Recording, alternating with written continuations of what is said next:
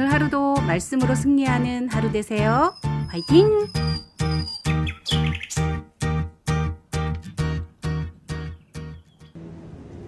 모세가 여호와께 아뢰되 보시옵소서, 주께서 내게 이 백성을 인도하여 올라가라 하시면서 나와 함께 보낼 자를 내게 지시하지 아니하시나이다. 주께서 전에 말씀하시기를 나는 이름으로도 너를 알고 너도 내 앞에 은총을 입었다 하셨사온즉 내가 참으로 주의 목전에 은총을 입었사오면 원하건대 주의 길을 내게 보이사 내게 주를 알리시고 나로 주의 목전에 은총을 입게 하시며 이 족속을 주의 백성으로 여기소서. 내가 친히 가리라. 내가 너를 쉬게 하리라. 주께서 친히 가지 아니하시려거든 우리를 이곳에서 올려보내지 마옵소서. 나와 주의 백성이 주의 목전에 은총 입은 줄을 무엇으로 알리까? 주께서 우리와 함께 행하심으로 나와 주의 백성을 천하 만민 중에 구별하심이 아니니까. 네가 말하는 이 일도 내가 하리니 너는 내 목전에 은총을 입었고 내가 이름으로도 너를 알리라. 원하건대 주의 영광을 내게 보이소서. 내가 내 모든 선한 것을 내 앞으로 지나가게 하고 여호와의 이름을 내 앞에 선포하리라. 나는 은혜 베풀 자에게 은혜를 베풀고 궁휼히 여길 자에게 궁휼을 베푸느니라. 네가 내 얼굴을 보지 못하리니 나를 보고 살 자가 없음이니라. 보라, 내 곁에 한 장소가 있으니 너는 그 반석 위에 서라. 내 영광이 지나갈 때 내가 너를 반석 틈에 두고 내가 지나도록 내 손으로 너를 덮었다가 손을 거두리니 네가 내 등을 볼 것이요 얼굴은 보지 못하리라. 샬롬, 하나님의 은혜와 평강이 오늘 하루도 하나님 말씀 듣기를 사모하는 광일의 성도님들께 넘치기를 주님의 이름으로 축원합니다. 본문 앞장인 출애굽기 32장을 보면 모세가 시내산에서 40일간 내려오지 않자 이스라엘 백성들은 기다리지 못하고 금송아지를 만들어서 하나님을 대신하였습니다. 이에 화가 나신 하나님께서 맹렬한 진노로 이스라엘을 진멸하려고 하셨으나 백성들을 위해 목숨을 건 모세의 기도로 인해서 겨우 화를 모면하게 됩니다.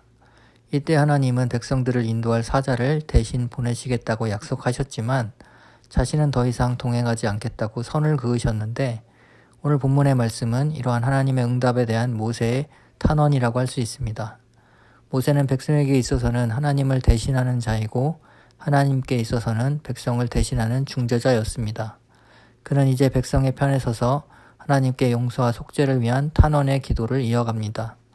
먼저 12절 말씀을 보면 모세는 32장 34절과 33장 2절에서 하나님이 약속하신 대로 나와 함께 보낼 자, 모세보다 앞서 인도할 하나님의 사자를 보내주실 것을 간구합니다. 하지만 이 말의 뉘앙스는 모세가 정말로 하나님께 사자를 보내달라는 의미가 아닙니다. 이것은 하나님께서 직접 동행해달라는 요구를 에둘러서 표현하는 것입니다. 즉 모세의 말의 뉘앙스를 살려서 재구성해보면 이런 말입니다. 하나님, 제게 이 백성을 인도하여 올라가라고 하시면서 아직 사자에 대해서는 아무 말씀도 없으십니다. 하나님 진심이 아닌 거죠? 하나님 우리와 함께 하시는 거죠? 모세는 다음으로 이전에 가졌던 하나님과의 친밀한 관계를 상기시킵니다. 본문에서 반복되는 표현이 있는데 바로 이름으로 알고 은총을 입었다라는 표현입니다. 12절, 13절, 16절, 17절에 계속 이 표현이 나타납니다. 모세는 이름으로도 알고 하나님께 은총을 받은 자라고 하나님께서 직접 말씀하셨다는 사실을 강조합니다. 그러니까 모세는 지금 하나님이 베푸신 은총과 자비에 기대어서 하나님께서 그 마음을 돌이키시도록 간구하고 있는 것입니다. 이 표현의 배경은 사실 하나님이 모세와 맨 처음 만났던 출애굽기 3장의 시내산 떨기나무 사건입니다. 하나님은 그곳에서 모세야 모세야 사랑스럽게 그의 이름을 불러주셨고 내가 반드시 너와 함께 있으리라고 약속해 주셨습니다. 모세가 약속에 근거하여 이렇게 하나님께 간구하였더니 언약에 신실하신 하나님도 어찌할 방도가 없었습니다. 응답받는 기도가 궁금하십니까? 우리가 하나님과의 친밀한 관계 속에서 하나님의 약속을 근거로 모세와 같이 기도한다면 하나님께서 반드시 여러분의 기도에 응답해 주실 것입니다. 14절에서 하나님은 드디어 내가 친히 가리라고 말씀하시면서 모세는 쉬게 하시겠다고 하십니다. 이것은 모세의 역할이 다 끝났다라는 의미가 아니라 여전히 모세는 지도자로서 백성들을 가나안 땅으로 인도해야 할 사명이 있지만 앞으로 실제적인 인도자는 여호와 하나님 자신이 되실 것을 말씀하는 것입니다. 이제 하나님께서 직접 인도하시기 때문에 모세는 홀로 무거운 짐을 지고 동분서주할 필요가 없다는 말입니다. 하지만 15절 말씀을 보게 되면 모세는 하나님이 분명 앞에서 동행을 약속하셨는데도 이상하게 또다시 주께서 친히 가지 아니하시려거든 우리를 이곳에서 올려보내지 마옵소서라고 재차 말하고 있습니다. 모세는 하나님이 기도에 응답하신 것이 이스라엘의 의로움 때문이 아니라 은총을 받은 자신과의 특별한 관계 때문이라는 사실을 잘 알았습니다. 즉 하나님이 이스라엘과 함께 하시는 것은 자기를 향한 은혜이지 백성들을 향한 은혜는 아니라고 생각한 것입니다. 그래서 15절에서도 내가 아닌 우리라고 표현하고 있습니다. 앞서서 출애굽기 32장 7절에서 하나님은 범죄한 이스라엘 백성을 가리켜 너의 백성이라고 부르셨습니다. 이제 모세의 백성이 아닌 하나님의 백성으로 하나님이 다시 받아주실 때까지 모세는 지금 간곡히 구하고 있는 것입니다.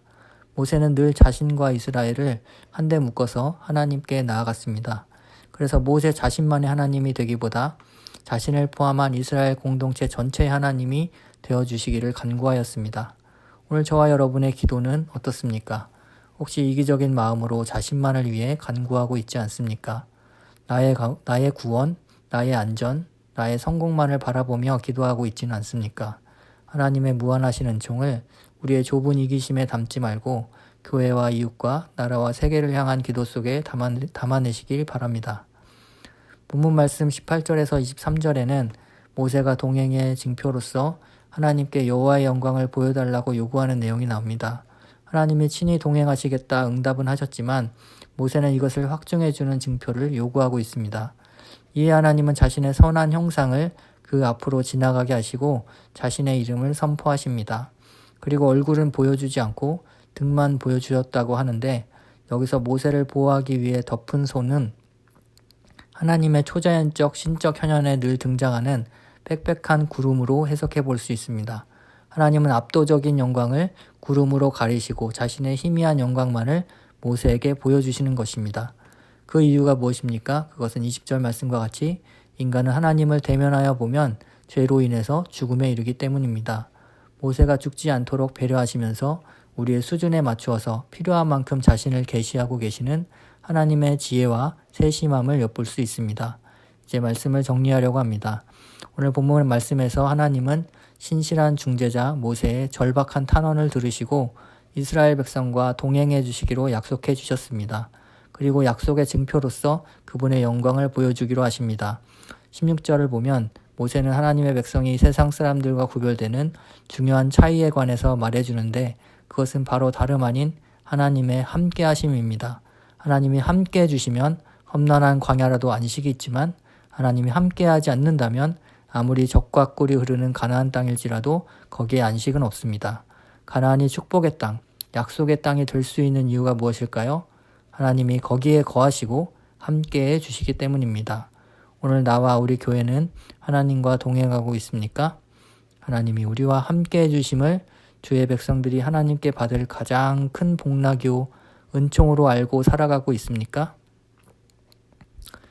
참된 신앙은 우리가 하나님을 위해 무언가를 해드리는 것이 아니라 하나님과 늘 함께하는 것임을 기억하고 오늘도 하나님과 동행하는 하루가 될 수 있기를 주님의 이름으로 축원합니다.